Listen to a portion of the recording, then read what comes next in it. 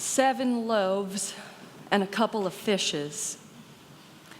A collection of people gathered there, variously remembered as 4,000 or 5,000, or simply an indeterminate multitude. They're all there at the feet of a teacher. They are all there waiting hungrily for answers in the midst of absolutely desperate times. On that day, it is reasonable to think that Jesus might have been distraught. He may even have been flat out unmoored, agitated beyond belief, because the gospel narrative also says that at this particular point in his ministry, Jesus' very best friend, his teacher, the one who made him believe in himself, the one who told him he had a ministry in the first place among these people of the Galilee, his very best friend, John the Baptizer, history calls him, had just died. John the Baptist was a leader who gave Jesus his voice, and for no reason but the whims of the mighty, he was a friend who was there before the hubbub and was taken from him too soon. He was the one who knew him from all the way back days before the crowds. John the Baptist was that kind of friend. The empire stole him. He and any answers he might have had with all of his wildness were gone, and so there was Jesus, his best friend gone, the empire still mighty, the people gathered before him. There was Jesus, and the people had come looking for some word, hungry for some meaning. The people, you see, had been following him for a while now, throughout his teaching in Galilee, and they were following him not just in any time, but in a season of barely suppressed rebellion and wire-tight anxiety, in a season where the oppression of the empire touched everyone. They were following him when things could not have been more stressful, more anxious, more scarce in their striving for hope. All those people looked to him for answers. It was not all olive trees and sunshine there in the land of Galilee.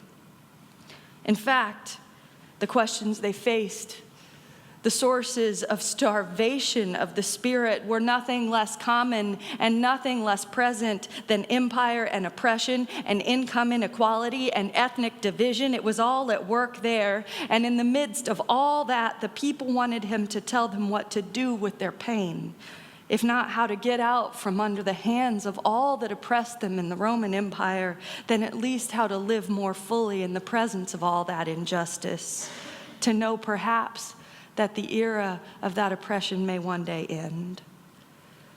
The story says that Jesus, of course, did not have all the answers for everyone. In fact, the prelude to this moment, when he's gathered there with all the people around him, is a time when he pretty much declares that he has had enough of it and wants only silence. And so Jesus, it says, gets on a boat on one side of the Sea of Galilee, and he floats over to the other side of the Sea of Galilee, which is the more remote, more rural part of the place where he was doing his public ministry. And he did that not because he had some big strategic plan to go preach to those people on the other side of the Sea of Galilee, but because he thought nobody would follow him.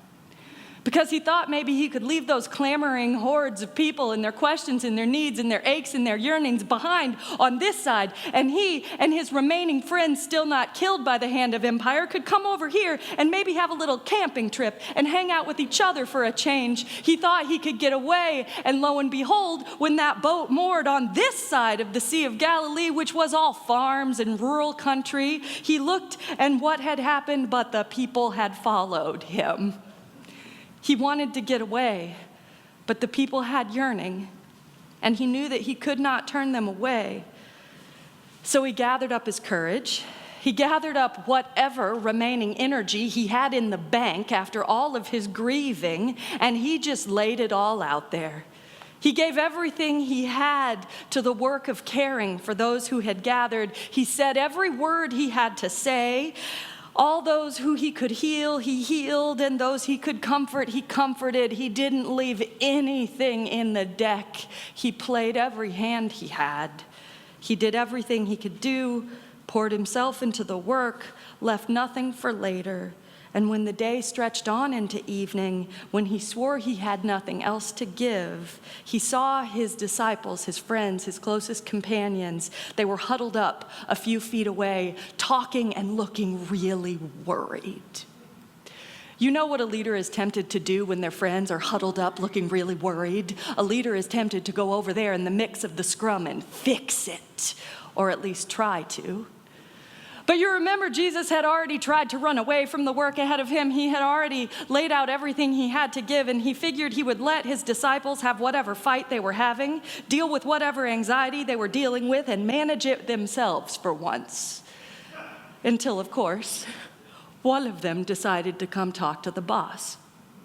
Left the circle of disciples over there being anxious and came to Jesus with their problems. One of them came to him and said, "What are we going to do with all these hungry people? What are we going to do? It is like our camping trip has turned into Woodstock and we planned none of it."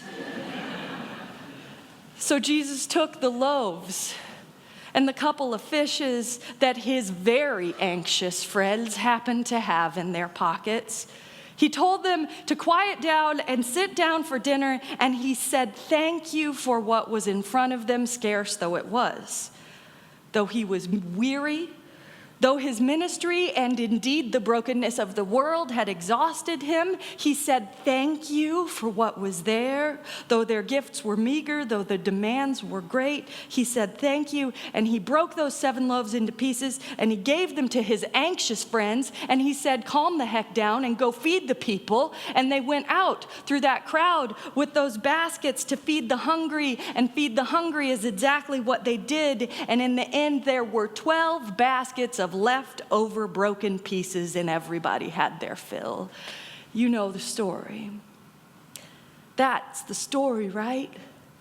That the baskets go out, and when nobody's looking, they keep filling themselves up by divine fiat, and everything happens. 5,000 people are fed by the will of one man and the magic of his one God, Yahweh. That's the way the story gets told, that Jesus did it and God did it alone from above by providence and luck and faith.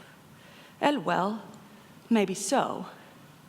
But when I was a kid and I was assigned to do the dishes, I would let most of the water drain out till there was just a couple of inches left in the bottom of the sink, and I'd put my hands down inside that soapy water at the end of the wash. I'd let them sit a minute in that tiny inland sea of stainless steel, and then I'd pull my hands apart real fast like this, and I'd watch a little dry valley form for a moment between my 2 hands before the soap water walls crashed in again. Aha, I thought. This is how it really went down at the Red Sea.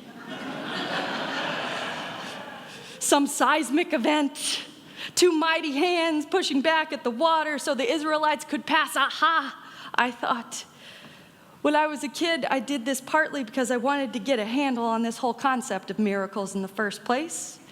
I wanted to ponder what tactical process could make a miracle possible, what events could shape a story. Perhaps that's something I still like to do, because I think on this miracle of the feeding of the 5,000 rather often. I think of the people, of how hungry they were, of all the following eyes looking for that one person who could feed them. Perhaps we could think of Jesus in this story as one particularly promising candidate for the elected position of Messiah. One soul in front of the crowd whom people hope could fix everything, could take them out of the mess we are currently in.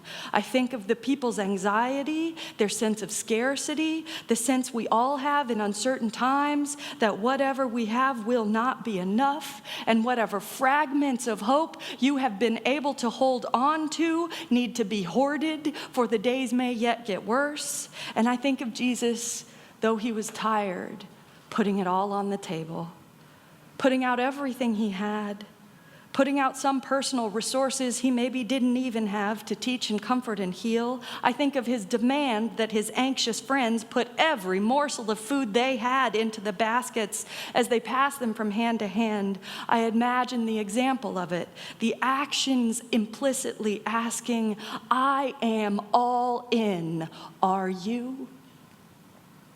And I imagine the baskets going round and round. I imagine hands reaching into pockets, fishermen opening up the baskets from the morning's catch they had laid aside for later. I imagine neighbors opening up their not full water stores to people they had never met, and every fragment hoarded for tomorrow lifted up in service to the whole. And when it was all said and done, though the people had arrived hungry and believed they needed someone else to fix it for them, they fed each other with all that they had, however broken their gifts may have been. And there were baskets and baskets of pieces left over. No less a miracle, maybe the greatest miracle of all, for the people to feed each other. For someone to bless all of their broken fragments with so much gratitude that the people could see that everything they had, however meager it was, whatever amount of hope, whatever amount of commitment, whatever amount of bread or fish or water, if we lift it up without fear, just might be enough. How often are we all looking for someone else or somewhere else to be the source from which our spirits can finally be fed? How often are we looking for somebody to show up and proclaim to us all of the resources, the beauty, and the abundance all around us so we can continue believing? This month's worship theme is all about that interplay between belonging and estrangement, about what it feels to be a part of something or disconnected from something, to be in it all the way or to be on the outside looking in.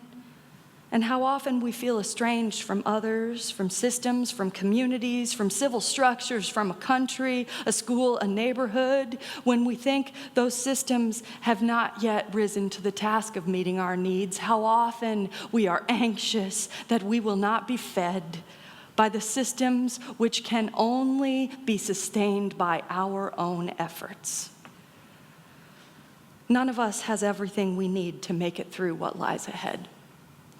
None of us has all the light the congregation needs to shine in the world. None of us has all the answers, and no single one of us will solve the problems that face us today or feed the 5,000 people with their yearnings that gather round. But each of us has fragments, bits and pieces of what it takes to nurture the whole.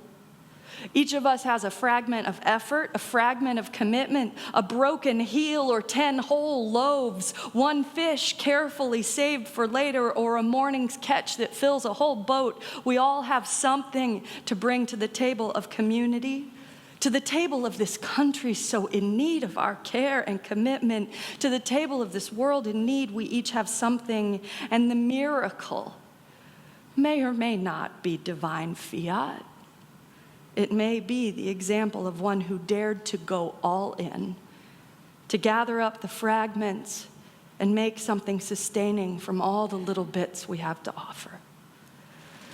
When it comes to building a community that offers a chance to build trust, to say true things, to show what it looks like, to actually be brave in public, when it comes to building that kind of community, I am all in, people. I am not hoarding a dang thing for later. If there is a loaf of bread somewhere in my pocket, I have already put it in the basket. When it comes to the light of a congregation that shines only if each of you dare to lift it up, I am grateful for the miracle that only happens when we are all in, when we make it happen together, when each of our fragments are gathered. They are enough to feed us all.